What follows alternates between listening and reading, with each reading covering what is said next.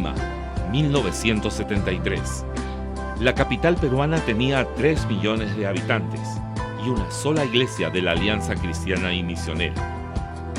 En la avenida Arequipa 2356, en el distrito de Lince, se inicia Lima al Encuentro con Dios, un movimiento guiado por el Espíritu Santo de Dios para anunciar el Evangelio de Jesucristo a toda la capital, a todo el país y al mundo entero.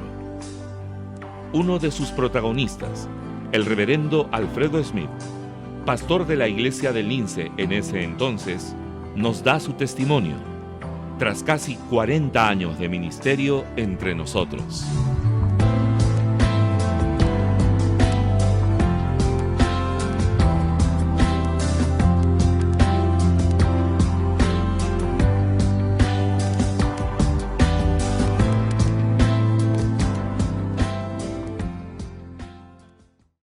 El obrar de Dios en ese tiempo, en medio de una situación complicada en lo político, en lo social. En el Perú se estaba saliendo de un gobierno militar, se hablaba de democracia, había mucha susceptibilidad política. ¿Cómo influyó esto en la tarea evangelizadora? Nosotros al llegar estaba el gobierno de las Fuerzas Armadas, con una fuerte propensión izquierdista y un notable acercamiento a la línea de Fidel Castro. No era fácil.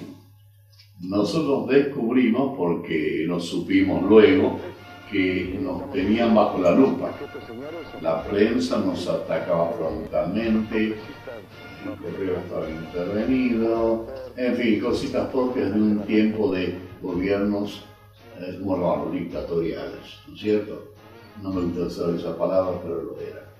Y hubo que luchar con esa, ¿cómo decir?, ese tipo de cerco espiritual que se hizo bastante pesado. En nuestra reuniones había gente del seguridad del Estado, tenemos infiltración de distintos tipos, y repito, la prensa nos castigaba fuertemente como que éramos imperialistas, agentes de la CIA y cuánta cosa más. Fue un tiempo difícil, muy tensionante. Pero la oración, la sencillez de corazón frente a Dios, permitió que el corazón del pueblo peruano estuviese abierto al mensaje de Dios, por encima de las indisposiciones políticas circunstanciales. Hubo también la confluencia de diferentes gentes en la iglesia, diferentes estratos sociales, diferentes barrios. Creo que se podría hablar, don Alfredo, no sé si usted lo piensa así también, de una multiculturalidad, que se centró en esta iglesia y que permitió un abanico amplio en el tema de la evangelización. Sí. La filosofía original de Lima al Encuentro con Dios era apuntar a la clase media, porque la gran vastedad del movimiento evangélico está en las clases humildes. Entonces se trató de levantar un poco la mira de la clase media para llegar con más facilidad a las clases más altas y no desplazar a las clases más humildes. Gracias a él funcionó. Nunca se llegó necesariamente a las grandes esferas altas, totalmente altas, pero sí se llegó a la clase pensante, profesionales, en fin, gente de las fuerzas vivas de la sociedad. Se llegó a la clase media y no se desdeñó a las clases humildes. Y ahí que tuvimos esa confluencia de diversidad de clases. Y fue una cosa que caracterizó a la iglesia desde sus inicios. No hubo discriminación con gente, digamos, de una cultura alta, una cultura media o una cultura humilde. Eso se superó. Y teníamos gente de todos los estratos sociales y de las más diversas zonas de Lima.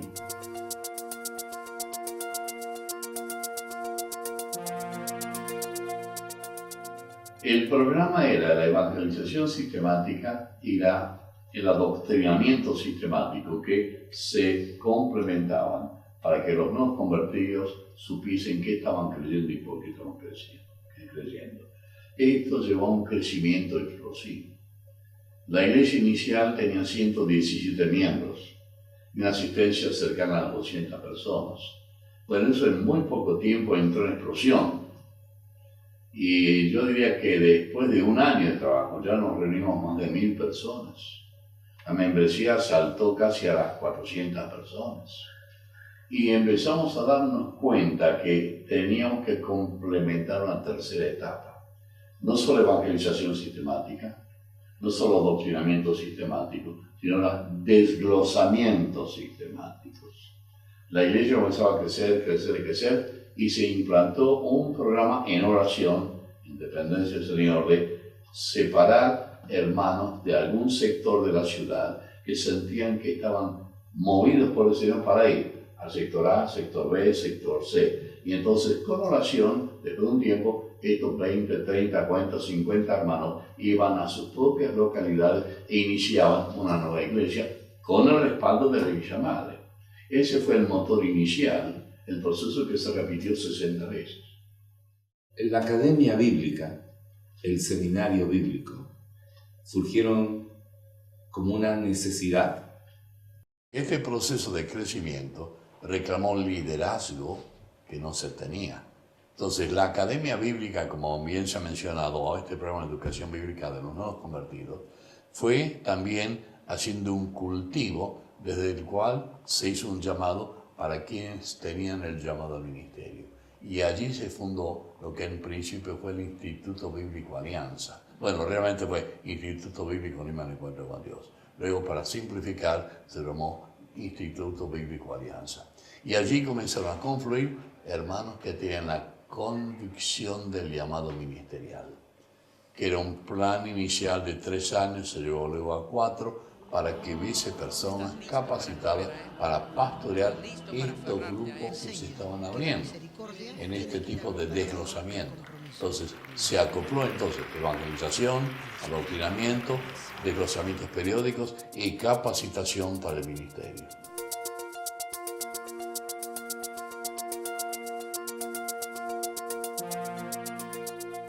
Inicialmente, la misión como misión se vislumbró a nivel de ciudad. Ir a evangelizar a las zonas no evangelizadas. Y ahora, gente que había sido alcanzada en la iglesia comenzó a ir a sus localidades. Fue una expansión misionera local. Inmediatamente prendió, por así decirlo, la llama, y hubo hermanos, por ejemplo, que me dijeron: yo soy de Arequipa, o yo soy de Piura, y quisiera llevar esto a mi ciudad. Y menciono 2 ciudades como ejemplo, porque fueron varios hermanos que sintieron la carga de ir a sus propios pueblos llevando el mensaje. Es decir, que eso abrió las puertas para una evangelización misionera nacional. Eso fue, repito la palabra, fermentando, de tal manera que de un avance misionero ciudadano, luego nacional, comenzó a trasponer fronteras. Y llegó tímidamente a Chile, con más fuerza al Ecuador y a Colombia.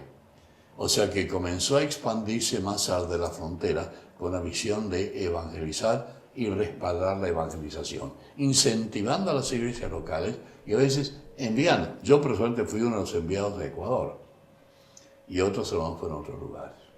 Gracias a Dios, el celo evangelizador sigue.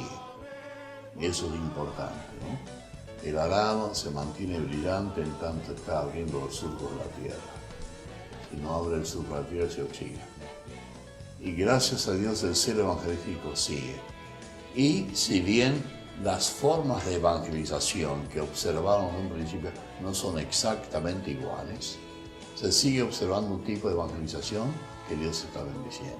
He visitado, no sé, docenas de iglesias en Lima, y si una cosa me bendice es ver que mantienen en alto la evangelización. O sea, en la iglesia, en los parques, en el colegio, en las células de los hogares. O sea que la veo muy activa, no en el mismo molde inicial, pero recordemos que los años corren, son 40 años de ministerio y es lógico que las cosas cambien y se van adecuando al tiempo que nos toca vivir.